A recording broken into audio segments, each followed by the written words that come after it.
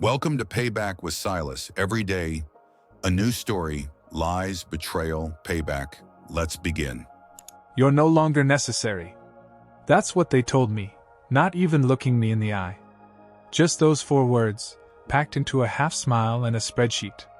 I had given them a decade. 10 years. 10 years of 4 a.m. deliveries, sleepless winters, emergency reroutes through snowed-in passes, and systems I built from scratch because no one else knew how to fix the mess. But none of that mattered anymore. The meeting was on a Tuesday. I still remember the smell in the room, some citrus-scented air freshener, like they were trying to cover up something rotting. I sat across from Lane, the HR director, and a guy named Mason who had just transferred from our Seattle branch. Mason looked like the kind of guy who uses a whiteboard to talk to his kids. Lane kept her voice calm, clinical. Due to recent upgrades in our fleet management software, your position has been deemed redundant. I blinked. That was it? 10 years reduced to one cold sentence and a buzzword? I didn't argue. I didn't ask why. Because I already knew. I'd seen it coming for months. New CTOs walking around with clipboards, young consultants talking about streamlining last-mile operations. They never even asked how our perishables always made it on time. Never once stopped to consider why our clients kept renewing, year after year, despite better offers. They thought it was the software. It wasn't. It was me.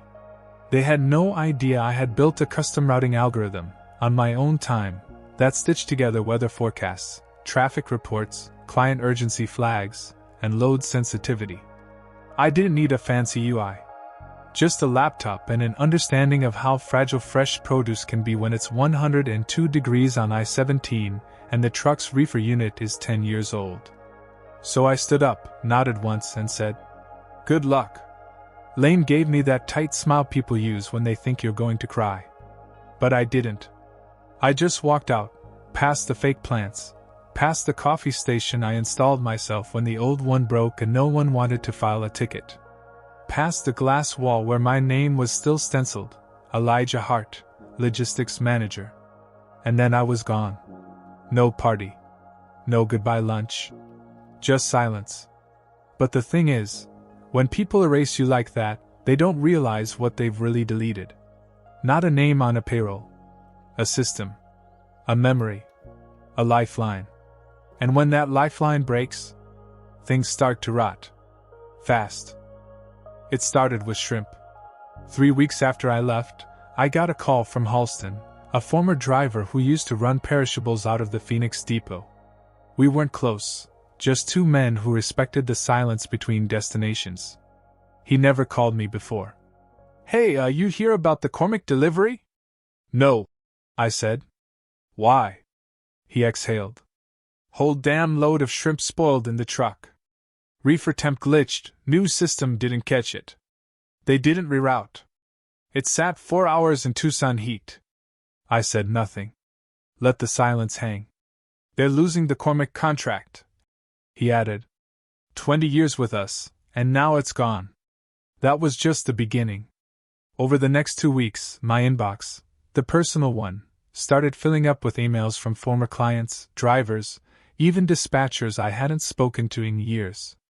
They were frantic. Deliveries were arriving half a day late. Some went to the wrong facilities entirely. One truck full of organic dairy sat outside a closed warehouse for 5 hours, during a heatwave, because no one flagged the change in delivery window. The problem wasn't the software. It was the assumption that software could replace what I knew. Not just routes, but people. Patterns. Smells. See, you don't need a fancy dashboard to know something's wrong. You can smell it. Rotting lettuce in a sealed trailer has a particular stench, sour-sweet, like bad breath and ammonia. Frozen fish gone soft smells like rusted coins and salt. Even drivers develop a nose for it. But the system? It only cares about the checkbox. Delivery attempted. Attempted doesn't feed a hospital or keep a Michelin restaurant open through dinner rush. Then I got the message that made me pause. It was from Lorna Jeffries, VP of Operations. Not HR. Not middle management. One of the big ones. I hadn't seen her in over a year. Subject line.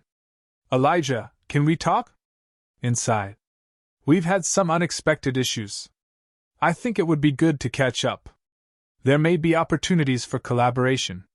Are you available for a call? Collaboration. That's corporate for. We're drowning. I didn't respond. Not out of spite, not yet.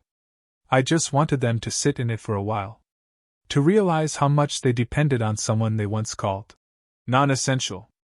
To understand that 10 years of instinct, adaptation, and grit can't be copy-pasted into a cloud-based dashboard.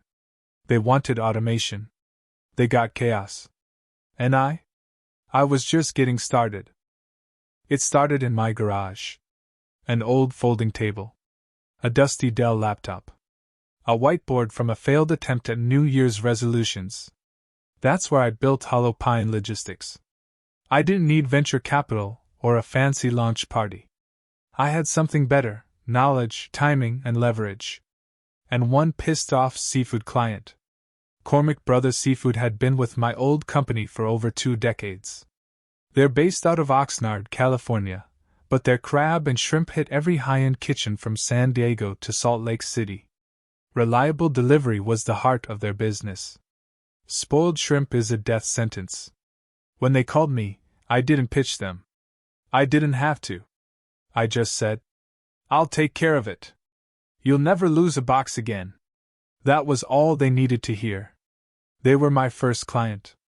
Within 3 days, I rented a small industrial office off the 77 in Tempe. Nothing glamorous: cracked linoleum floors, walls that still smelled faintly of varnish and regret. But it was mine. I put up a corkboard, bought 2 used monitors, called Halston and said, "You still want to drive?" He didn't even hesitate. Within a week, we had 3 trucks, leased, not bought. Within 2, I had signed contracts with a cold-pressed juice company out of Flagstaff and a high-end mushroom distributor in Sedona. Both had worked with me before. Both were fed up with the missed deliveries, strange reroutes, and unreturned calls they were now getting from my former employer. "They replace people with dashboards," one of them said. "We don't need software. We need you." And here's the thing: I didn't just give them me. I gave them better. I took the routing system I'd written in secret all those years and upgraded it. Fed in more live traffic data. Added microclimate readings, real-time reefer diagnostics, and a client priority matrix. The UI was basic, but it worked. Clean. Fast. Relentless. I called it Bones.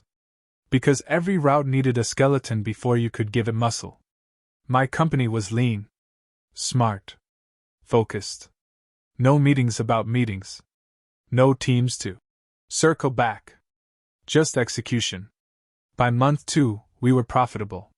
By month 3, one of the regional directors from my old company sent me a LinkedIn message.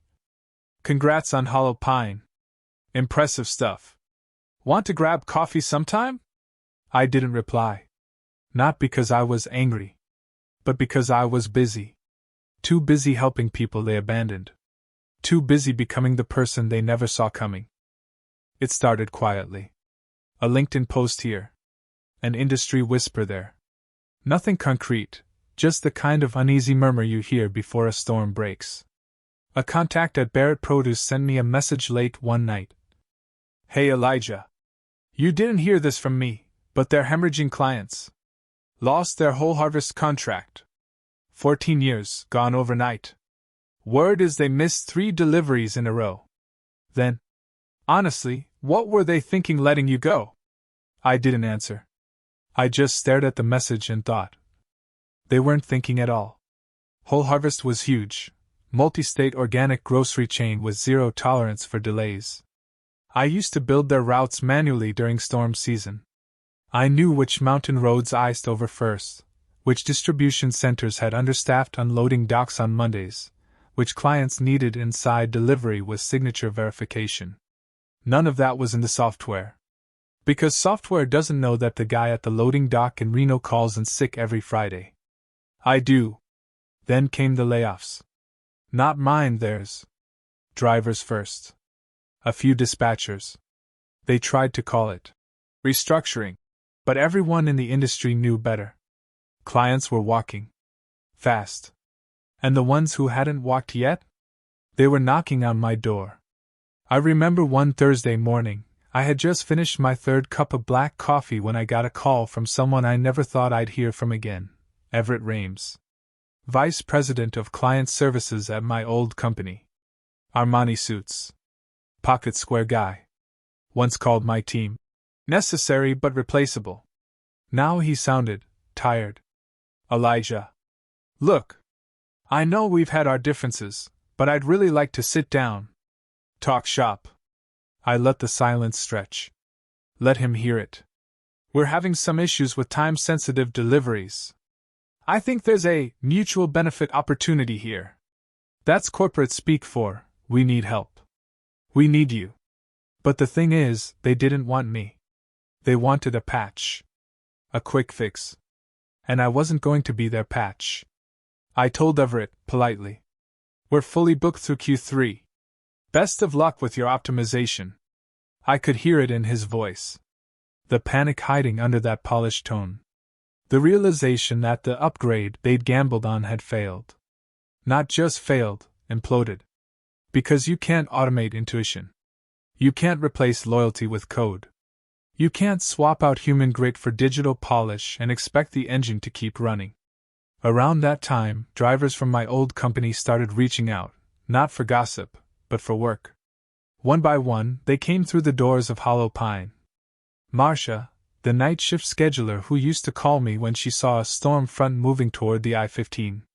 Terrence, who knew every back alley from El Paso to Las Cruces, and used to keep bottled water for warehouse staff in his cab. Even Jonah, who once told me I'd never survive without corporate overhead. He walked in sheepishly, took off his cap, and said, "You were right. They don't care about us." I hired all of them. Not because I needed them, I already had the foundation. But because they mattered. We weren't just a company anymore. We were a team that knew how to care. About the product. About the process. About each other. And while we grew, the old company withered. I heard they tried to rehire some of the dispatchers they'd let go. Offered bonuses, signing perks. Most of them said no.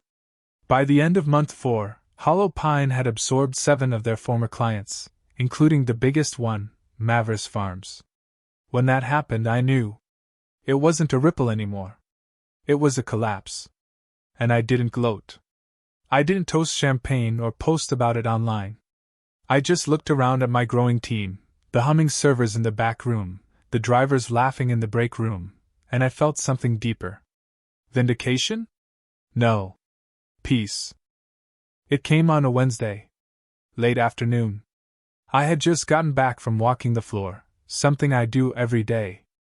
I like seeing things for myself, checking in with the drivers, watching the monitors cycle through the route stats, making sure the coffee machine's stocked and the dispatch board is clean. Not because I need to. Because I want to. Because this company is mine. That's when my phone buzzed. Unknown number. Out of state. But I knew exactly who it was. I let it ring. Then it rang again. Voicemail. I didn't check it. Not right away. Instead, I stepped into the break room, poured myself some coffee, and listened to the hum of quiet conversation, drivers talking about road closures, Marcia cracking a joke with one of the new dispatchers. It felt real. Solid. Human. A few minutes later, I listened to the message. "Hey, Elijah. This is Lane from corporate. I know it's been a while, and a lot's changed. Look, I'll get right to it. We could really use your insight. You know the system better than anyone. The newer folks, they're doing their best, but there's just too much slipping through the cracks. We're looking at restructuring again. And we'd love to talk about bringing you on, maybe in a consulting capacity." She paused there. Like she expected me to be shocked. Flattered. Like she thought the offer still held power. Then she said it. "There's still a place for you here, Elijah. We were wrong to let you go the way we did. That line stuck with me. There's still a place for you here. But here's the thing. I already have a place.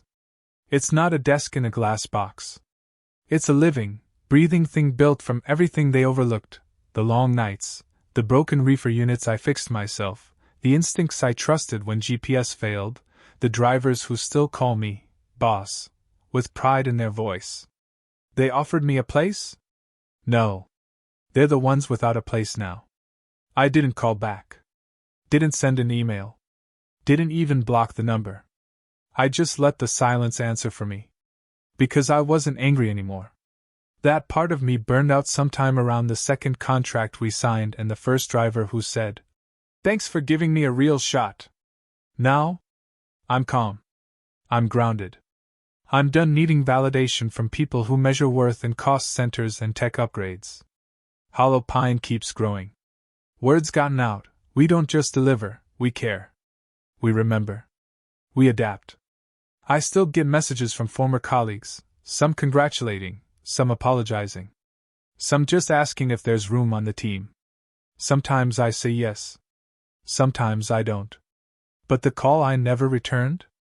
That was the moment I knew the story was done. Not because I won.